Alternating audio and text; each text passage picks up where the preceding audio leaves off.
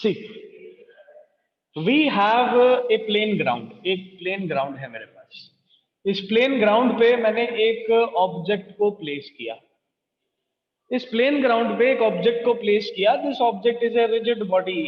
ये ऑब्जेक्ट कैसी है? रिजिड बॉडी है। और हम जानते हैं the definition of rigid body is rigid body consist of many point masses.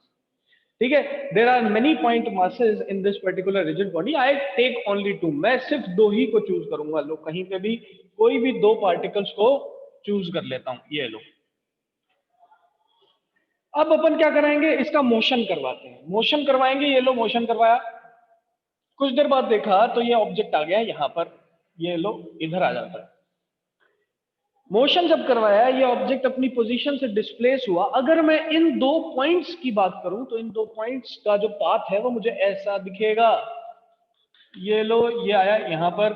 और इस नीचे वाले पॉइंट की बात करूं तो पाथ मुझे ऐसा दिखेगा, ये यहां पर। दोनों का पाथ मुझे दिख रहा है। ऐसा सेम मोशन मैं एक कर्व्ड ग्राउंड पे भी करवाता हूं। ये लो, ऐसा मेरे पास एक कर्व्ड ग्राउंड है। मैं सेम ऑब्जेक्ट चूज करता हूं। सेम ऑब्जेक्ट मैंने चूज किया। दो पॉइंट्स मैंने इस ऑब्जेक्ट पे लिए। इसका मोशन करवाया। देखा कुछ देर बाद बॉडी यहां आ जाती है। ये लो, कुछ देर बाद बॉडी आ गई यहां पर।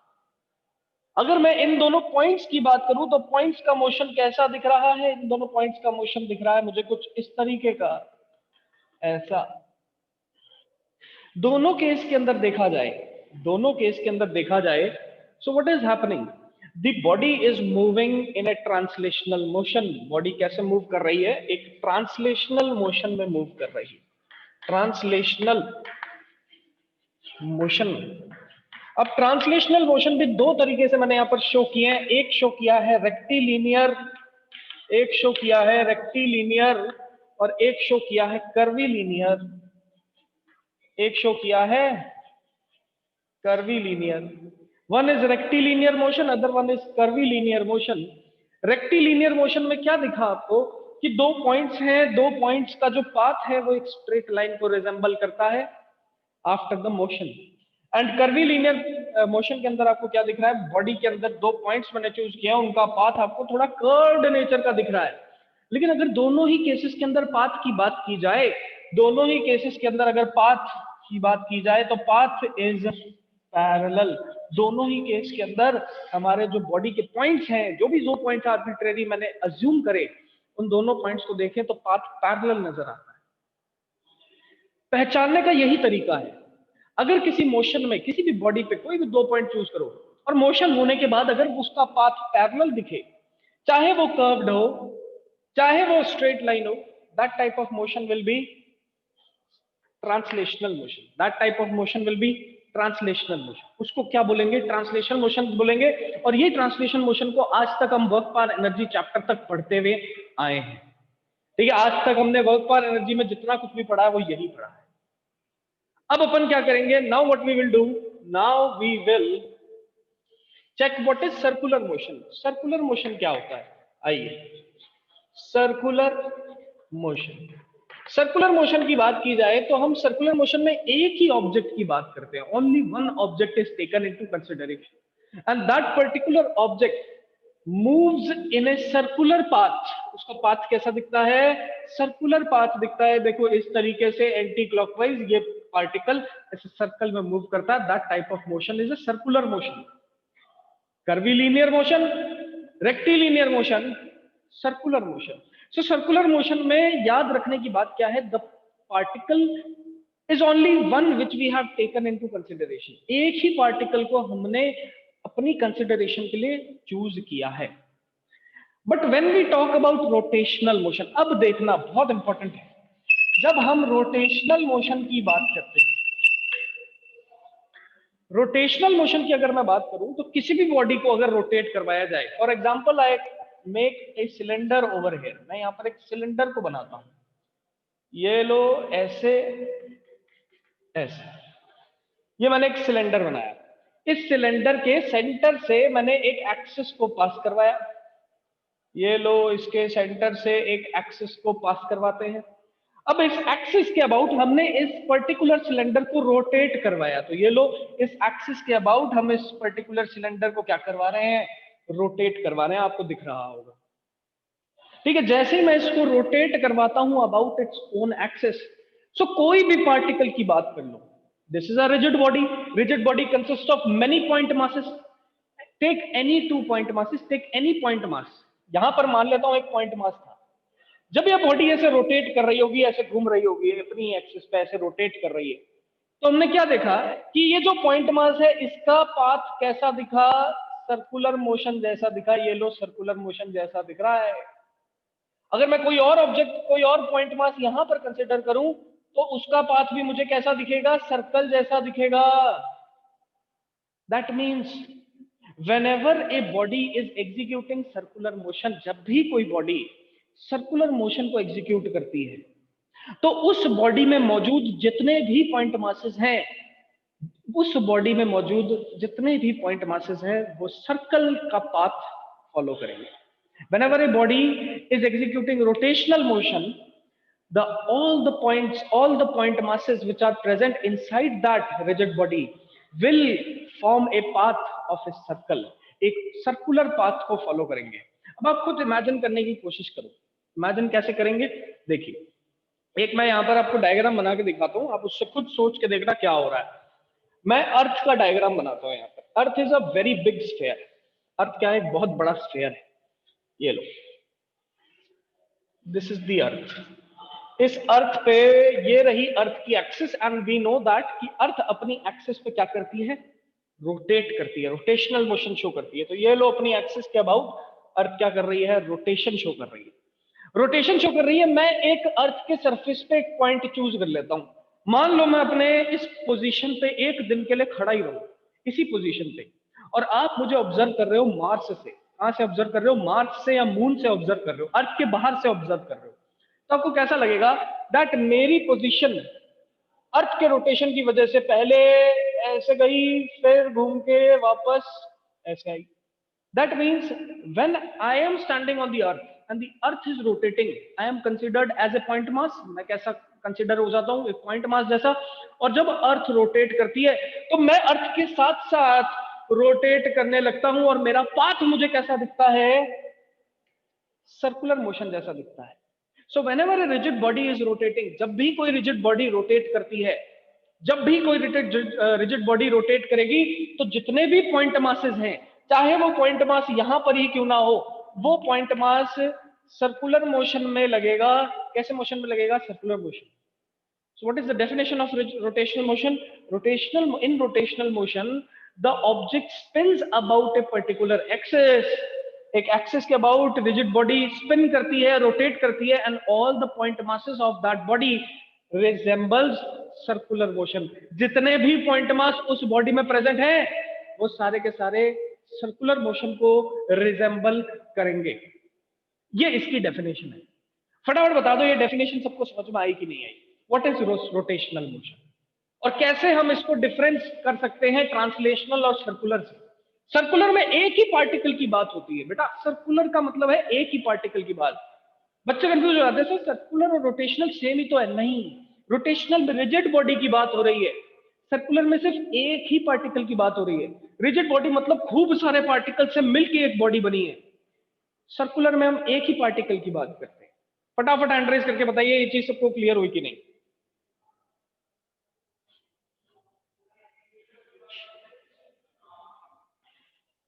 चलिए, अब हम जानते हैं कि हमारे घर में जब गैस सिलेंडर आता है तो उस गैस सिलेंडर को अलग अलग ओरिएंटेशन में मूव कराने में, मान लो एक बार मैं उसको उठा के लेके जाता हूं उस गैस सिलेंडर को, एक बार उस गैस सिलेंडर को ऐसे थोड़ा सा टिल्ट करता हूं और फिर रोल करता हूं। जैसे कि मैंने ये देखो, ये मेरा ग्राउंड है, दिस इज द ग्राउंड, और गैस सिलेंडर को मैंने ऐसा थोड़ा टिल्ट किया और टिल्ट करके घुमाना शुरू किया। आपने देखा होगा जो गैस सिलेंडर वाला जो आदमी घर पे आता है वो इसी तरीके से सिलेंडर को लेकर आता है, ऐसे थोड़ा सा टिल्ट करता है फिर रोल करने लग जाता है। ठीक है, आप इस गैस सिलेंडर को उठाओ और फिर चलने लगो। जब उठा के आप इस गैस सिलेंडर को चलने लगोगे तो आपको थोड़ा ज्यादा मेहनत करनी पड़ेगी, ज्यादा एफर्ट लगाना पड़ेगा। लेकिन जब आप ऐसे टिल्ट करके रोल करते हो तो बहुत आराम से कर लेते हो।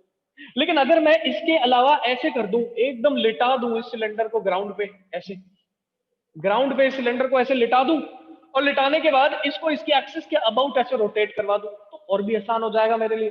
दैट मीन्स रोटेशन में कितना एफर्ट लग रहा है totally depends upon the orientation of the body. Rotational motion में जितना एफर्ट लग रहा है that totally depends upon the orientation, that totally depends upon the orientation of the body। Body के ओरिएंटेशन पे टोटली ये डिपेंड करता है कि बॉडी पे एफर्ट कितना लगना चाहिए। ठीक है, अब अपन क्या कर रहे हैं, एक बार बॉडी को टिल्ट करके मूव करा रहे हैं, तो इसमें भी थोड़ी मेहनत लगेगी, लेकिन जब ऐसे पूरा ग्राउंड पे लिटा दूंगा और फिर मूव कराऊंगा तो बहुत ही आराम से इसको मैं रोटेट करवा सकता हूं। दैट मीन्स यू कैन सी, आप एक चीज यहां से समझ सकते हैं कि बॉडी के ओरिएंटेशन पे हमारा जो एफर्ट है वो डिपेंड करता है। इसका मतलब रोटेशन का जब भी क्वेश्चन आएगा, सबसे पहला काम होगा हमारा एक्सिस ऑफ रोटेशन को पहचानना। किसको पहचानना? Axis of rotation. एक बार आपने एक्सिस ऑफ रोटेशन को पहचान लिया तो आप समझ जाएंगे कि करना क्या है, टॉर्क कैसे निकलेगा, एंगुलर मोमेंटम कैसे निकलेगा, काइनेटिक एनर्जी कैसे निकलेगी, सब कुछ depends upon the axis of rotation. So next topic in this chapter is axis of rotation. Now what do you mean by axis of rotation? इसकी भी बात करते हैं। एक ऐसी एक्सिस जिसके अबाउट सारे के सारे पार्टिकल अगर सर्कुलर मोशन में दिखे, ठीक है, एक ऐसी एक्सिस किसके लिए? रिजिड बॉडी की एक ऐसी एक्सिस जिसके अबाउट सारे के सारे पार्टिकल्स अगर सर्कुलर मोशन में दिखते हैं, so that axis is known as axis of rotation. So what do you mean by axis of rotation? Axis of rotation is that axis about which all the particles are moving in a circular motion. So that axis about which all the particles, यहां particles से मेरा मतलब है point masses, all the particles और point masses are moving in circular motion. ऐसा point, ऐसी axis जिसके about body के सारे पार्टिकल्स सर्कुलर मोशन में दिखे, उसी को हम एक्सिस ऑफ रोटेशन कहेंगे। अब एक डोर को देखते हैं, हमारे घर में जो दरवाजा होता है वो दरवाजा भी तो सर्कुलर मोशन शो करता है, रोटेशन शो करता है। कैसे शो करता है आइए देखिए ध्यान से। अब एक्सिस ऑफ रोटेशन को पहचानना सीख रहे हैं अपन ये देख रहे हैं कि डिफरेंट ऑब्जेक्ट्स के लिए what will be the axis of rotation. See देखिए, ये मेरे पास है मेरे घर में डोर, ऐसा, ठीक है। इस डोर को देखा जाए तो इस डोर पे यहां पर एक हिंज लगा होता है, यहां पर भी एक हिंज लगा होता है, दो जगह हिंज लगे होते हैं, ठीक है। तो यहां पर मैं लिख सकता हूं हिंज। इस हिंज के अबाउट मैं इसको रोटेट करवाता हूं ना। Door is a rigid body, door का एक वॉल्यूम भी है, मास भी है, शेप साइज डेफिनेट है, ठीक है। Door is a rigid body made up of many point masses, बहुत सारे पॉइंट मासेस से मिलकर बना है।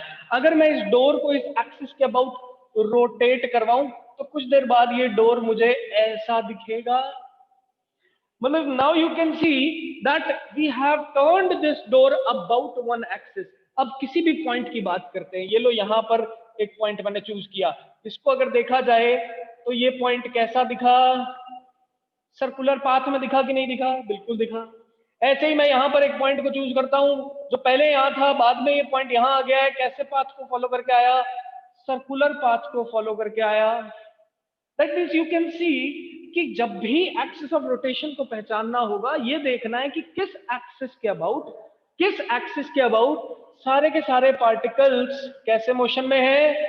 सर्कुलर मोशन में। अगर मैं इन पे पूरी सी इमेजिनरी ऐसे सर्कल बना दूं तो ये इस एक्सिस के अबाउट एक सर्कुलर पाथ मुझे फॉलो करते हुए दिखेंगे। And that is the definition of axis of rotation, ठीक है। सिंपल सी डेफिनेशन, सिंपल सा तरीका पहचानने का, लेकिन आपके लिए बहुत इंपॉर्टेंट चीज है ये एक्सिस ऑफ रोटेशन को पहचानना। फटाफट हैंड रेज करके मुझे बताइए क्या ये चीज सबको क्लियर हुई कि नहीं? बात नहीं है। See this is a plane register. अगर इसको डोर की तरह देखें तो देखो एक्सिस ऑफ रोटेशन रही है और इस एक्सिस के अबाउट ऐसे रोटेशन आपको देखने को मिला, जो कि मैंने यहां डायग्राम से आपको शो किया है। लेकिन क्या यही एक्सिस ऑफ रोटेशन हो सकती है? मैं कहता हूं नहीं। एक्सिस ऑफ रोटेशन तो ये भी हो सकती है, ये देखो, ये हमारा बॉडी है और ये बॉडी ऐसे रोटेट करने लगे, ठीक है, कैसे करने लगे, ये देखो आपको दिख रहा है, रोटेशन हो रहा है बॉडी का, बिल्कुल हो रहा है, रोटेशन बॉडी का बिल्कुल है, लेकिन रोटेशन बॉडी का इस बार किस एक्सिस के अबाउट है? तो ध्यान से देखेंगे, ये रही मेरा पूरा रजिस्टर, और इस पूरे रजिस्टर के एग्जैक्ट सेंटर से एक एक्सिस को मैंने पास करवाया। अब जब ये रजिस्टर, ध्यान से देखो, मेरे जो हैंड्स हैं, जिन जो फिंगर टिप्स हैं, वहां से एक इमेजिनरी एक्सिस को पास होता हुआ समझो ऐसे, ठीक है, इस एक्सिस के अबाउट रोटेशन कैसा दिखा? ये देखो, दिख रहा है? तो रोटेशन हो रहा है बॉडी का किस एक्सिस के अबाउट? ये जो इमेजिनरी एक्सिस बनाई इसके अबाउट। क्या यहीं पर रोटेशन हो सकता है? मैं कहता हूं नहीं, और भी हो सकता है। कैसे? ध्यान से देखिए, अब मैं रोटेशन कहां से करवा रहा हूं? ये मैंने करवाया rotation. Now you can see the rotation is happening again, but the axis of rotation has changed. अब एक्सिस ऑफ रोटेशन फिर से चेंज हो गई। एक्सिस ऑफ रोटेशन कौन सी है? फटाफट बताइए, हैंड रेज करके, कौन बता सकता है मुझे क्लास में? ये जो मैंने डायग्राम बना रखा है, ये जो एक्सपेरिमेंट कर रहा हूं, इसमें what is the axis of rotation? Raise your hands and tell मी।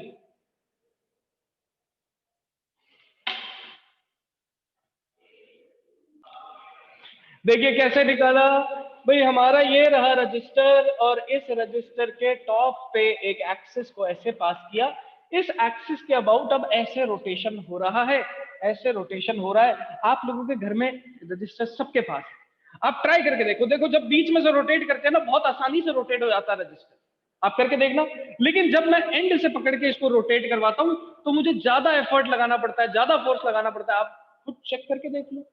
इसका मतलब axis of rotation same register था, जैसे ही एक्सिस ऑफ रोटेशन चेंज हुई, वैसे ही एफर्ट जो लगा, जो मेरे को एफर्ट करना पड़ा रोटेशन करने के लिए, वो चेंज हो गया। इसका मतलब रोटेशनल मोशन के अंदर सबसे पहला काम हमारा क्या होगा? To find what is the axis of rotation. अगर आपने axis of rotation find out कर ली, फिर नेक्स्ट काम होगा हमारा उस पे मोमेंट ऑफ इनर्शिया को फाइंड आउट करना। अब मोमेंट ऑफ इनर्शिया के ऊपर कल अपन ने क्लास के अंदर एक डिस्कशन किया था। हमने बोला था कि भाई जिस तरीके से लॉज ऑफ मोशन में मास का काम होता है, the thing, mass is responsible for whatever amount of force we require to move a particular object, ठीक है? वहीं से मतलब अगर मैं किसी की लीनियर मोशन की बात करूं, तो वहां पर इनर्शिया का काम मास निकालता था, ठीक है, जिसका मास ज्यादा उसका इनर्शिया भी ज्यादा। लेकिन when we are talking about rotational motion, तो कितना एफर्ट लगेगा एक बॉडी को घुमाने में, वो टोटली डिपेंड करता है उसके ओरिएंटेशन पे। तो ठीक है, और वो ओरिएंटेशन के लिए अपन सबसे पहले क्या फाइंड करेंगे? उस ओरिएंटेशन के लिए हम सबसे पहले फाइंड करेंगे एक्सिस ऑफ रोटेशन, एंड इस एक्सिस ऑफ रोटेशन पे एक क्वांटिटी को फाइंड किया जाएगा, and that quantity is moment of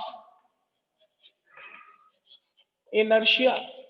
That quantity is moment of inertia. Moment of inertia find out करना हमारा नेक्स्ट काम होगा, और उसी का अब डेरिवेशन अब अपनी क्लास के अंदर करने जा रहे हैं। पहले फटाफट मुझे यहां तक बताइए कि क्या सबको एक्सिस ऑफ रोटेशन के बारे में समझ में आया कि नहीं? Fast raise your hand.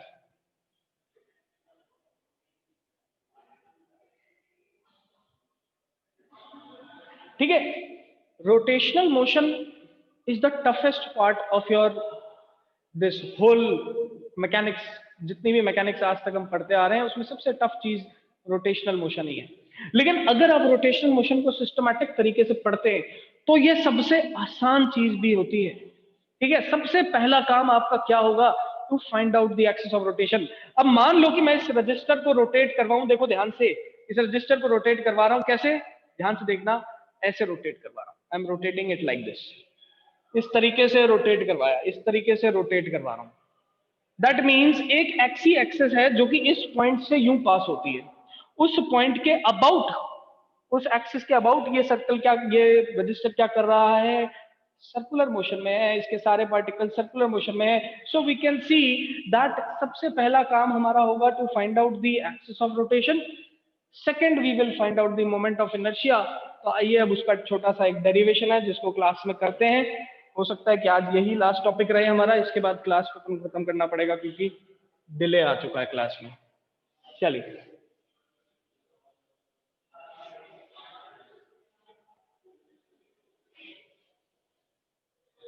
एक छोटा सा डेरिवेशन करते हैं, लेट अस। फील लो बेटा, फील लेना बहुत जरूरी है, फील लोगे तब समझ में आएगा कि क्या हो रहा है। Next is kinetic energy of a rotating body. ठीक है, kinetic energy of a rotating rigid body. एक rigid body, rotating rigid body की काइनेटिक एनर्जी निकालना चाहते हैं, तो मैं कोई भी एक आर्बिट्रेरी, कोई भी किसी भी शेप की एक बॉडी को अज्यूम कर लेता हूं। ये लो अज्यूम कर लिया, कोई भी शेप हो सकता है, हो सकता है रेक्टेंगुलर हो, कुछ भी हो, मैंने एक आर्बिट्रेरी शेप मान लिया और ऐसा माना इसमें n number of point masses है। कितने हैं? n number of point masses. Axis of rotation इसकी कहां से पास होती है? तो ये देखो एक्सिस ऑफ रोटेशन ऐसी, ये यहां से पास हो रही है, ऐसे ऐसे ऐसे ऐसे, ये एक्सिस ऑफ रोटेशन है। इस एक्सिस ऑफ रोटेशन के अबाउट पार्टिकल क्या करता है? रोटेट। इस एक्सिस ऑफ रोटेशन के अबाउट पार्टिकल क्या कर रहा है? रोटेट कर रहा है। कितनी वेलोसिटी से? सो ओमेगा एंगुलर वेलोसिटी से यहां पर पार्टिकल अपनी एक्सिस ऑफ रोटेशन के अबाउट रोटेट करता है। So omega is the angular velocity. सीधी सिंपल सी बात। इसमें n number of point masses थे, तो मान सकता हूं एक पॉइंट मास m1 यहां पर, एक पॉइंट मास m2 यहां पर, एक m3 यहां पर, एंड सो ऑन, एक mn यहां पर पार्टिकल होगा।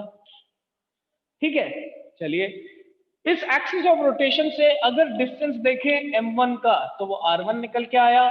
इस एक्सिस ऑफ रोटेशन से m2 का डिस्टेंस देखें तो r2 है, m3 का डिस्टेंस देखें तो r3 है, mn का डिस्टेंस देखें तो rn है। सभी रोटेट कर रहे हैं, सभी रोटेट कर रहे हैं, तो ऑब्वियसली रोटेशन के समय सबका एंगुलर वेलोसिटी तो ओमेगा रहेगा, लेकिन सबकी जो लीनियर वेलोसिटी है, जो टेंजेंशियल होती थी, याद करो लीनियर वेलोसिटी हमेशा ऐसे टेंजेंशियल सी होती थी, ये सबकी लीनियर वेलोसिटी अलग अलग होगी। इसकी लीनियर वेलोसिटी होगी v1, इसकी होगी v2, इसकी होगी v3, इसकी होगी vn। Now see, let n number of point masses form the rigid body। मान लेते हैं कि n number of point masses इस रिजिड बॉडी को फॉर्म करते हैं। चलिए बहुत बढ़िया बात है, करते होंगे। ठीक है, सबकी लीनियर वेलोसिटीज अगर फाइंड की जाए तो linear velocity of all particles अगर देखी जाए, सो v1 क्या होगा? देखो v होता है ओमेगा r के बराबर, होता है कि नहीं? सर्कुलर मोशन में देखा था, तो v1 किसके बराबर होगा? ओमेगा r1 के बराबर। ऐसे v2 किसके बराबर होगा? तो ओमेगा r2 के बराबर, एंड सो ऑन। ऐसे vn किसके बराबर होगा? ओमेगा rn के बराबर। ठीक है, तो अपन को समझ में आ रहा है कि सबकी लीनियर वेलोसिटी हमने कैसे निकाली? सर्कुलर मोशन में हमने ये फॉर्मूला पढ़ा था कि एंगुलर वेलोसिटी और लीनियर वेलोसिटी में क्या रिलेशन होता है? v equal to omega r। Now kinetic energy का फॉर्मूला क्या होता है? Half M V square. क्या होता है? Half M V square. So total kinetic energy will be equal to kinetic energy of the first particle plus kinetic energy of second and so on till kinetic energy of the nth particle। सभी particle की kinetic energy निकालो, add करो तो total kinetic energy आ जाएगी। चलिए इधर मैं लिख सकता हूं kinetic energy is equal to, kinetic energy of first क्या रहेगा? Half M V one square plus half m2 v2 square plus dash dash dash till half mn vn square. अब v1 v2 v3 vn इन सब की value तो हम निकाल चुके हैं, उठा के पुट करेंगे फॉर्मूले में तो मेरे पास वैल्यू आएगी k is equal to half m omega square r1 square plus half m2 omega square r2 square. Similarly dash dash dash dash dash क्या आएगा? Half mn omega square rn square. Common क्या आ रहा है? Omega square common आ रहा है, common ले लो तो k is equal to half omega square bracket के अंदर m1 r1 square plus m2 r2 square and so on till mn rn square. ये आया मेरे पास काइनेटिक एनर्जी का फॉर्मूला। अब बेटा ये जो पर्टिकुलर चीज है, इसको क्या किया है अपन ने? इसमें अपन ने क्या किया? देखो मास जो था उसका परपेंडिकुलर डिस्टेंस देखा एक्सिस ऑफ रोटेशन से। ये बॉडी थी, ठीक है, ये एक्सिस ऑफ रोटेशन है।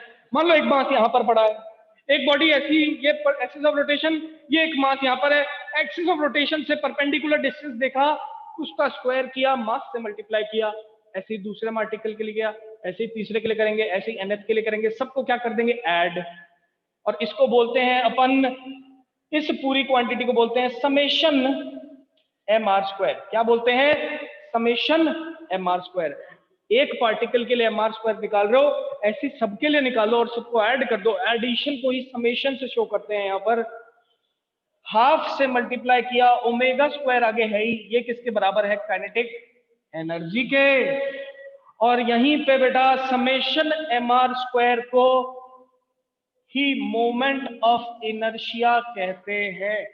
सो याद रखना है that moment of inertia is similar to mass in the laws of motion. Laws of motion में जो मास पड़ा था वही रोटेशन में मोमेंट ऑफ इनर्शिया काम करता है, ठीक है, जिसका फॉर्मूला क्या होता है? Summation mr²।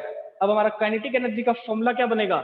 So kinetic energy of a rotating particle is equal to half I omega square, and this is the final formula for kinetic energy of a rotating body। तो एक रोटेटिंग बॉडी की kinetic energy का क्या formula रहता है वो हम यहां से कैलकुलेट कर चुके हैं। सिंपल सी बात, सबके लिए एंगुलर वेलोसिटी सेम, बट सबकी लीनियर वेलोसिटी अलग अलग। हाफ mv² फॉर्मूला सबके लिए लगाया, v1 v2 v3 की वैल्यू सबके लिए पुट की, जो कॉमन आ रहा था हाफ ओमेगा स्क्वायर कॉमन लिया, अंदर जो बचा उसको लिखा समेशन mr²। इस समेशन mr² को ही क्या बोलते हैं? Moment of inertia. So kinetic energy is equal to half I omega square. अब आप सोचो कि जब एक्सिस ऑफ रोटेशन बदल जाती है तो मोमेंट ऑफ इनर्शिया भी बदल जाता है। जब मोमेंट ऑफ इनर्शिया बदल गया तो ऑब्वियसली एक एक्सिस के अबाउट जो काइनेटिक एनर्जी आ रही है सेम बॉडी की, दूसरी एक्सिस के about kinetic energy same body की क्या आएगी? अलग अलग। इसीलिए एफर्ट भी सबके लिए क्या लगता है? अलग अलग लगता है। फटाफट बताइए ये चीज सबको क्लियर हुई कि नहीं? Fast raise hand.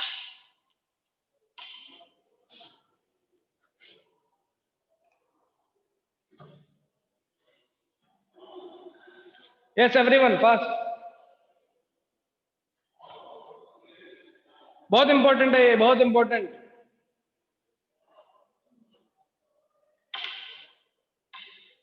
चलिए बेटा, तो आज की क्लास में बस इतना ही करेंगे, फिर मिलेंगे अपन अगली क्लास में।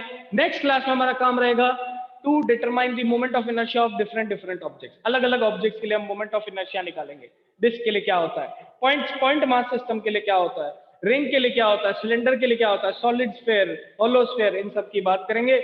आज की क्लास में इतना ही। किसी को कोई डाउट है तो क्लास के बाद आप कॉल कर सकते हैं। चलिए, all the best, will see you tomorrow.